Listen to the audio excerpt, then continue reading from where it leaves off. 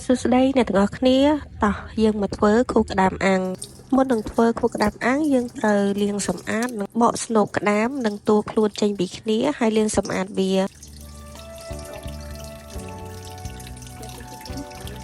បន្ទាប់មកយើងកោសខួរក្តាមដាក់ចូលទៅក្នុងចានទុកមួយឡែក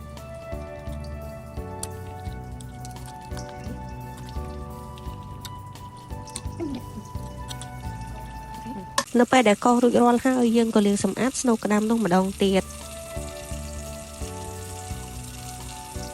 ខួរក្តាមដែលយើងបានកោសទុកមួយឡែកនោះគឺអាចលាយគ្រឿងតាមចំណង់ចំណូលចិត្តរបស់ខ្លួនឯងបានចំណែកខ្ញុំវិញគឺដាក់តែរ៉ូឌីបន្តិចតែប៉ុណ្ណោះតែខ្ញុំមិនបានលាយពងទាឬក៏ពងមាន់ក្រហមទេដោយសារតែខ្ញុំចង់ញ៉ាំខួរក្តាមសុទ្ធតែម្ដងយើងដាក់ស្នូកនៅលើចង្អើរហើយក៏ដាក់ខួរក្តាមចូលទៅរងចាំដល់ខួរក្តាមនោះឆ្អិនញ៉ាំជាមួយនឹងបាយក្តៅៗរួចជាការស្រេចរសជាតិវាពិតជាឆ្ងាញ់ខ្លាំងណាស់អ្នកទាំងអស់គ្នាអាចសាកធ្វើបានហើយក្តាមទាំងអស់នេះយើងអាចទិញបាននៅតាមផ្សារនៅក្បែរផ្ទះហើយតម្លៃរបស់វាក៏សមរម្យដែរ1គីឡូតែ 8,000 ទៅ 10,000 រៀលតែប៉ុណ្ណោះអាចសាកល្បងធ្វើញ៉ាំបានណា